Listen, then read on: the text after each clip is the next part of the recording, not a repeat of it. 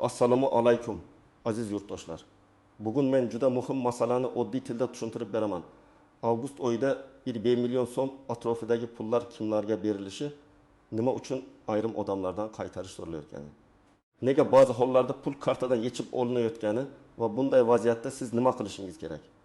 Bu ma'lumot nafaqat nafaqa yoki yordam puli olayotganlarga, balki oilasida pensioner, talaba, ishsiz, boquvchisini yo'qotgan, kam ta'minlangan, bolalar nafaqasi oladigan yoki ijtimoiy yordamga ariza bergan har bir insonga tegishli.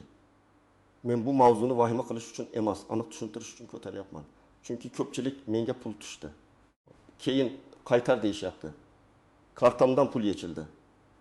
Avgustda hammaga 1 million berilar ekan. Olgan pulimni qaytarib qo'yishim kerakmi degan savollar bilan sarson bo'lyapti. Videoni oxirigacha ko'ring. Chunki bitta noto'g'ri harakat sabab odam o'ziga tegishli puldan ham ayrilib qolishi yoki ortiqcha qarzdor bo'lib ko'rinishi mumkin. Hozirning o'zida kanalga obuna bo'ling, like bosing. Chunki men shunday murakkab masalalarni oddiy xalq tushunadigan tilda izohlab boraman. Avval qanday edi? Oldin ko'p to'lovlar qo'lda, mahalla orqali, bank kassasi orqali yoki ancha sust tekshiruv bilan amalga oshirilardi. Odam ariza topshirardi, ma'lum hujjatlar yig'ilardi. Keyin yordam puli, kompensatsiya, nafaqa yoki boshqa ijtimoiy to'lov tayinlanardi. Albatta, o'sha paytda ham tekshiruv bo'lgan. Lekin bugungidek elektron bazalar bir-biriga keng ulanmagan edi. Masalan, bir odamning ish haqi, plastik kartadagi aylanmasi, nomidagi avtomobil, uy-joy, tadbirkorlik faoliyati, soliq ma'lumotlari, pensiya jamg'armasi ma'lumotlari va boshqa daromadlari tezkor ko'rinmasligi mumkin edi. Hozir esa holat boshqacha. Davlat idoralari, banklar, soliq tizimi, pensiya tizimi, ijtimoiy himoya organlari va boshqa bazalar ko'proq raqamlashtirilgan. Bu nimani anglatadi? Agar siz yordam puli olgan bo'lsangiz, keyinchalik tizim sizning oilangiz daromadi belgilangan mezondan oshganini, noto'g'ri ma'lumot berilganini, bir vaqtda ikki xil to'lov olinganini yoki pul noto'g'ri tayinlanganini aniqlashi mumkin. Shunda ortiqcha to'langan mablag'ni qaytarish masalasi chiqadi. Bu yerda eng muhim narsa shuki, hamma pul ham qaytarilgan pul emas. Avgustda 5 million so'm beriladi degan gapni eshitgan odam darhol demak hammaga berilar ekan deb o'ylamasligi kerak. Bunday to'lovlar odatda aniq toifa uchun bo'ladi.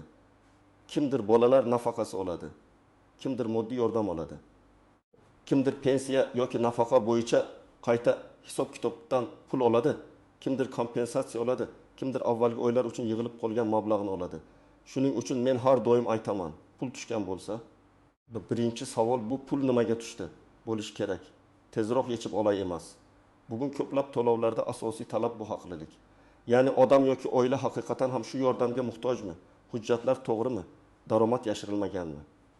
Boshqa manbadan to'lov olinmayaptimi? Shular tekshiriladi. Agar to'lov tayinlangan paytda ma'lumotlar to'liq bo'lmagan bo'lsa, keyinroq yangi ma'lumot chiqsa pul ortiqcha to'langan deb topilishi mumkin. Masalan, birinchi misol. Oilada 4 kishi bor. Ota, ona va 2 bola.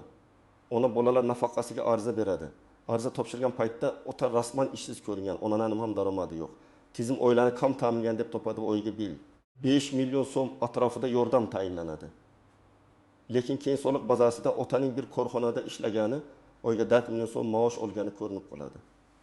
Agar bu daromad ariza davriga tegishli bo'lsa va oilaning o'rtacha daromadini mezondan oshirib yorsa, avval berilgan pul ortiqcha to'lov sifatida qaytarilishi so'ralishi mumkin. Ikkinchi misol, ayol moddiy yordam oladi. Uning nomida hech narsa yo'q deb ko'rsatilgan. Keyin ba'zida oilada turmush o'rtog'i nomida yaqinda avtomobil rasmiylashtirilgani aniqlanadi. Albatta, avtomobil borligi avtomatik tarzda har doim yordam berilmaydi degani emas.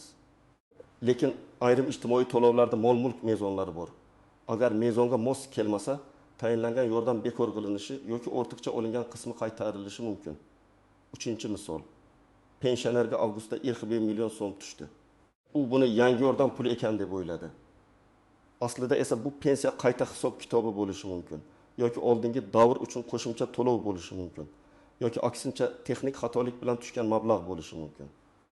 Agar texnik xatolik bo'lsa, bank yoki mas'ul tashkilot bu mablag'ni qaytarishni talab qiladi. Shuning uchun pensionerlar ham pul tushgan zahoti bank ilovasida yoki bankdan ma'lumotnoma olib to'lov maqsadini aniqlashi kerak. 4-misol. Talabaga stipendiya, kontrakt bo'yicha imtiyoz yoki ijtimoiy yordam tushadi. keyin talaba o'qishdan chetlatilgan, akademik ta'tilga chiqqan yoki to'lov tayinlanish sharti o'zgargan bo'lsa, avvalgi hisob-kitob qayta ko'riladi. Bu ham ortiqcha to'lov masalasini keltirib chiqarishi mumkin. Men aniq aytaman, hamma odam vahma qilmasin. Agar siz hujjatlarni to'g'ri bergan bo'lsangiz, daromadingizni yashirmagan bo'lsangiz, oila tarkibini noto'g'ri ko'rsatmagan bo'lsangiz, bir xil davr uchun ikki joydan pul olmagan bo'lsangiz, sizning xavotiringiz kamroq. Lekin baribir tekshirish kerak. Chunki texnik xatolar ham bo'ladi. Xavotir olish kerak bo'lgan birinchi toifa bu arizada oilaviy daromadni to'liq ko'rsatmaganlar.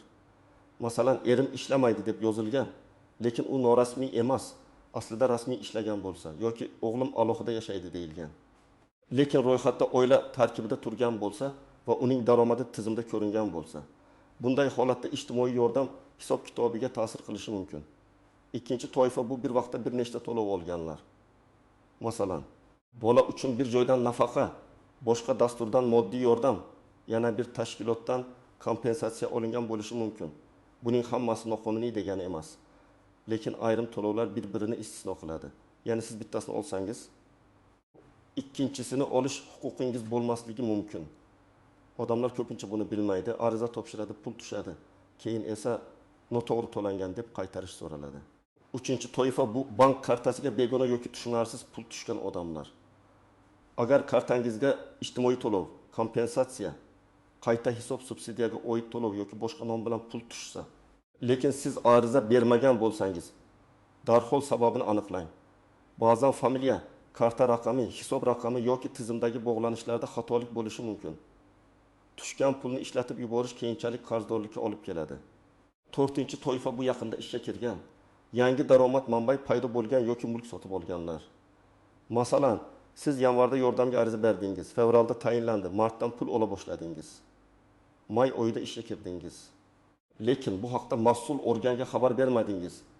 Avgustda tekshiruv bo'lib, martdan keyingi to'lovlar qayta hisoblanishi mumkin. Hamma to'lovlarda ham darhol bekor bo'ladi demayman.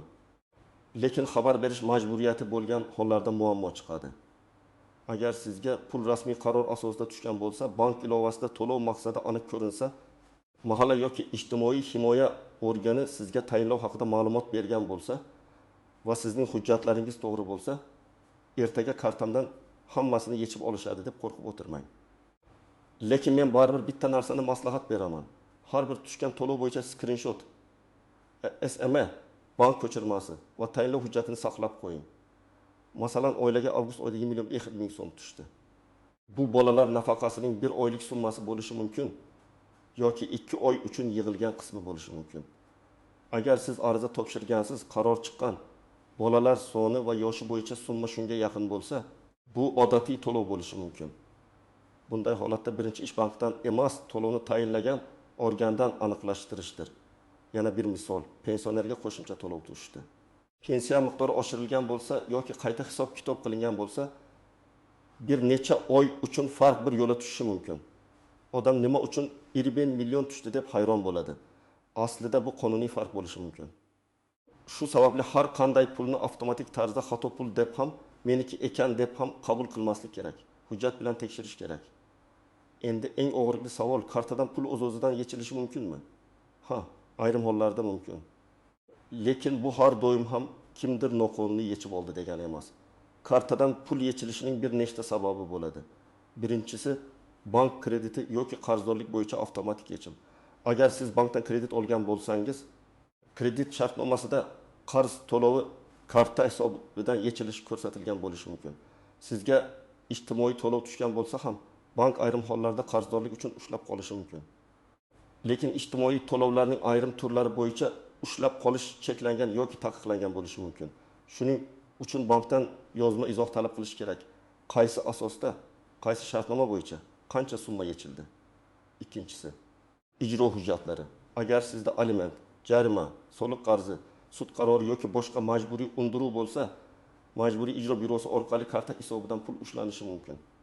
Bunda ham hamma pulni bir yo'la yechish doim to'g'ri bo'lavermaydi. Qonunda ayrim daromad turlarini undiruvdan himoya qilish normalari bo'lishi mumkin. Agar sizga bolalar nafaqasi yoki ijtimoiy yordam tushgan bo'lsa, bu mablag'dan undiruv qilingan-qilinmaganini alohida tekshirish kerak. Uchinchisi, ortiqcha to'langan mablag'ni qaytarish.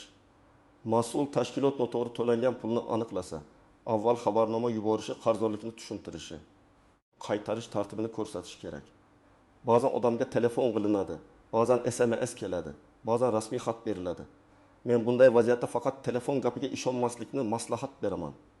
Qarzdorsiz, bugun qaytaring degan qo'ng'iroq bo'lsa, albatta yozma asos so'rang. 4-si firibgarlik. Hozir sizga ilk xili 1 million tushgan, qaytarishingiz kerak. Davlat pulini noto'g'ri olibsiz.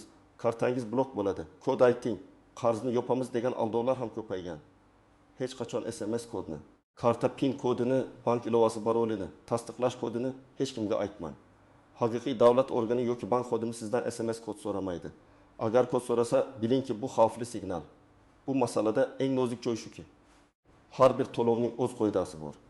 Bolalar nafaqasi boshqa, moddiy yordam boshqa, pensiya boshqa, ishsizlik nafaqasi boshqa, subsidiya boshqa. Shuning uchun bir odamdan qaytarish so'rashdi.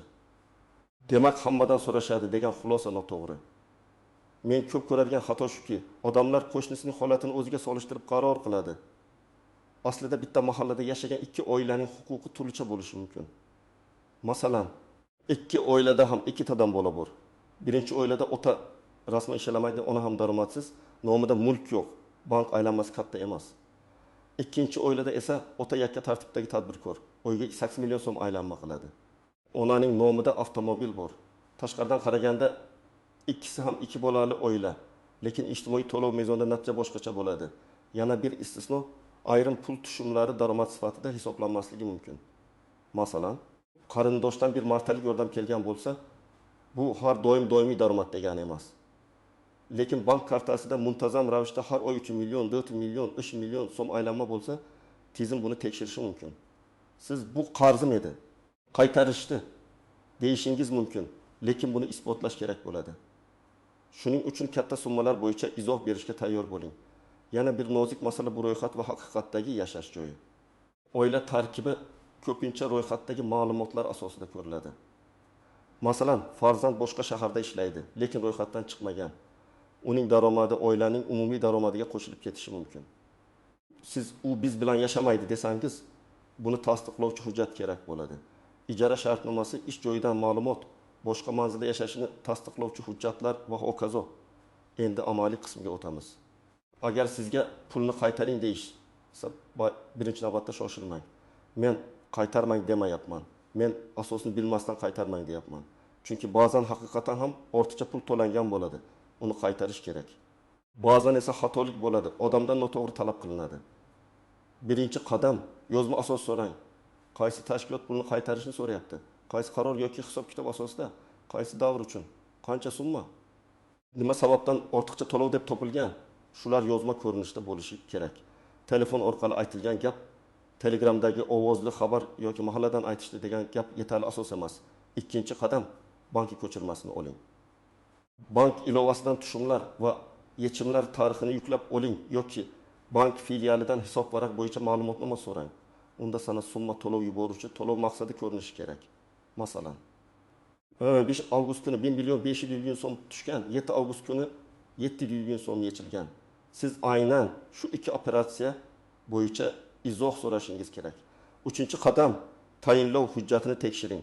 Agar bu bolalar nafaqasi bo'lsa, ijtimoiy himoya organi yoki tegishli mas'ul idoradan sizga qachondan qachongacha qancha miqdorda tayinlangani haqida ma'lumot so'rang. Agar pensiya bo'lsa, pensiya jamg'armasi bo'limidan qayta hisob-kitob varaqasini so'rang. Agar subsidiya bo'lsa, subsidiya qarori va to'lov jadvalini tekshiring. 4-qadam, oila daromadi va hujjatlaringizni qayta ko'rib chiqing. Ish joyidan ma'lumotnoma, soliq ma'lumotlari, farzandlar tug'ilganlik guvohnomasi, nikoh yoki ajrim hujjati, nogironlik ma'lumotnomasi, boquvchisini yo'qotganlik hujjati, ijara shartnomasi, aliment bo'yicha hujjatlar, bank ko'chirmalari kerak bo'lishi mumkin. Qaysi hujjat kerakligi holatingizga bog'liq. Lekin asosiy maqsad bitta. Siz to'lovga haqli bo'lganingizni yoki qaytarish summasi noto'g'ri hisoblanganini isbotlash. 5-qadam, ariza yozing. Arizada menga falon sanda falon summa ortiqcha to'langan deb aytildi. Ushbu qarzdorlikning kelib chiqish sababi, hisob-kitobi, huquqiy asosi va qaytarish tartibi haqida yozma ma'lumot berishingizni so'rayman deb yozish mumkin. Agar kartadan pul yechilgan bo'lsa, falon sanada kartamdan falon summa yechilgan. Ushbu yechimning asosi ijro hujjati yoki shartnoma nusxasi yechim qaysi to'lov hisobidan amalga oshirilgani haqida ma'lumot berishingizni so'rayman deb yozing. 6-qadam. Agar talab noto'g'ri bo'lsa, e'tiroz bildiring. Sizda 3 ta yo'l bo'lishi mumkin. O'sha tashkilotning yuqori turuvchi organiga murojaat qilish, adliya yoki tegishli nazorat organlariga murojaat qilish, zarur bo'lsa sud orqali nizolashish. Men har doim avval hujjatlarni yig'ib, keyin e'tiroz yozishni maslahat beraman. Chunki men rozi emasman degan gapni o'zi yetmaydi. Nima uchun rozi emasligingizni raqam, sana va hujjat bilan ko'rsatishingiz kerak. Agar avgust oyida kartangizga 20 million so'm yoki shunga yaqin mablag' tushsa, men quyidagi tartibni tavsiya qilaman. Birinchidan, bank ilovasida to'lov nomini tekshiring. Ikkinchidan, ariza bergan-bermaganligingizni eslang. Uchinchidan, oilangizdagi boshqa odamlar nomiga ham to'lov tushganmi? Solishtiring. To'rtinchidan, pulni darhol qarzga berib yubormang, katta xaridga ishlatmang. Kamida to'lov maqsadi aniq bo'lguncha ehtiyot bo'ling. Agar pul sizga tegishli ekaniga ishonchingiz komil bo'lsa, masalan, tayinlov qarori bor, summa mos, davr mos, hujjatlar joyida bo'lsa, undan foydalanishingiz mumkin. Lekin agar pul tushganiga sabab topolmasangiz, bank yoki mas'ul organga murojaat qiling. Bu sizni keyingi muammolardan himoya qiladi. Chunki men bilmagan edim degan gap har doim ham javobgarlikdan ozod qilmaydi. Agar pul yechilib ketsa, birinchi daqiqada asabiylashib bank xodimi bilan tortishmang. Avval operatsiya tafsilotini oling. Yechim kim tomonidan bo'lgan? Bankning o'zi, kredit bo'limi, ijro organi, soliq, boshqa tashkilot yoki abonent to'lovi. Ba'zan odamlar davlat yechib oldi deb o'ylaydi. Aslida esa eski kredit to'lov avtomatik yechilgan bo'ladi. Ba'zan esa aksincha, bank kredit uchun ijtimoiy to'lovdan ushlab qolgan bo'lishi mumkin va bu holatni tekshirtirish kerak bo'ladi. Bu mavzuda firibgarlar juda faol bo'ladi. Chunki odam pul qaytarish, karta blok 20 million degan gapni eshitsa, xavotirga tushadi. Firibgar aynan shu qo'rquvdan foydalanadi. U sizga qo'ng'iroq qilib, sizga noto'g'ri pul tushgan, hozir qaytarib bermasangiz jarima bo'ladi deyishi mumkin. Yoki kartangizdan noqonuniy yechim bo'lgan, tiklash uchun kod ayting deydi. Yoki yordam pulini rasmiylashtirib beramiz, oldindan xizmat haqi yuboring deydi. Men mutaxassis sifatida aniq aytaman, SMS kodni hech kimga bermang. Karta raqamini ham ehtiyotkorlik bilan ishlating. Lekin eng xavflisi bu kod, PIN, bank ilovasi paroli va pasport ma'lumotlarini begona odamga yuborish. Davlat yordami uchun rasmiy ariza rasmiy kanal orqali topshiriladi. Tanish orqali tez chiqarib beramiz degan gaplarga ishonmang. Agar biror shaxs pul talab qilsa, avval rasmiy kvitansiya, shartnoma va xizmatning qonuniy asosini so'rang. Ko'pincha bunday xizmatlar firibgarlik bo'lib chiqadi. Birinchi xato, odam tushgan pulni tekshirmasdan ishlatib yuboradi. Keyin bir oy o'tib qaytarish xati keladi. Pul allaqachon sarflangan, endi oilaviy byudjetga og'irlik tushadi. Ikkinchi xato, odam hujjatlarni saqlamaydi. Ariza topshirgan, qaror olgan, lekin nusxasini yo'qotgan. Keyin nizo chiqsa, menga shunday deyishgandi deb qoladi. Har bir ariza, javob, SMS, bank ko'chirmasi, ma'lumotnomani alohida papkada saqlang. Uchinchi xato, odam norasmiy maslahatga ishonadi. Qo'shni mendan qaytarishmadi, sendan ham qaytarishmaydi deydi. Yoki kimdir hammasi noqonuniy, umuman to'lama deydi. Bu xavfli. Har bir ishning hujjati va holati alohida. To'rtinchi xato, odam daromad o'zgarganini bildirmaydi.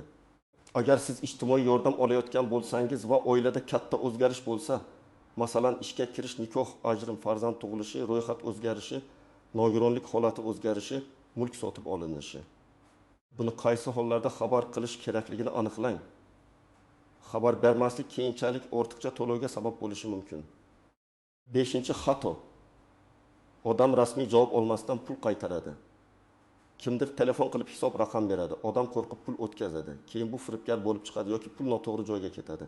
Qaytarish kerak bo'lsa ham faqat rasmiy hisob raqam, rasmiy talabnoma va aniq to'lov maqsadi bilan amalga oshiring. Keling, oddiy vaziyatni olaylik. Sizga 10 avgust kuni 1500 ming so'm tushdi.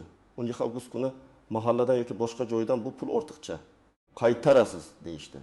Siz nima qilasiz? Birinchi, bank ilovasidan operatsiya screenshotini olasiz. Ikkinchi, bankdan hisob varaq ko'chirmasini olasiz. Uchinchi, to'lovni tayinlagan organga borib, menga tushgan mablag'ning huquqiy asosi va tayinlov qarorini bering deysiz.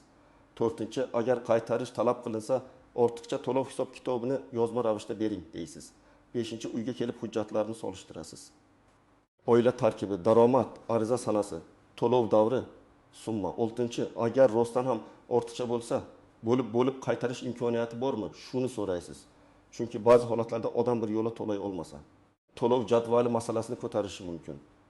Agar sizga kartadan yechib oldik, tamom deyishsa, bu ham savolsiz qolmasligi kerak.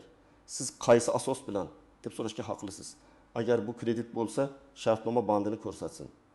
Agar ijro bo'lsa, ijro hujjati raqamini ko'rsatsin. Agar ortiqcha to'lov bo'lsa, qaror va hisob kitobini ko'rsatsin. Huquqingizni so'rash janjal qilish degani emas. Bu normal tartib. Demak, avgust oyida 5 million so'm atrofidagi to'lovlar haqida gap ketganda, eng muhim xulosa shuki, bu hammaga avtomatik beriladigan emas. Kimga tushgan bo'lsa, uning sababi, to'lov turi, davri va huquqiy asosi alohida tekshiriladi. Ayrim odamlardan pulni qaytarish so'ralishi mumkin.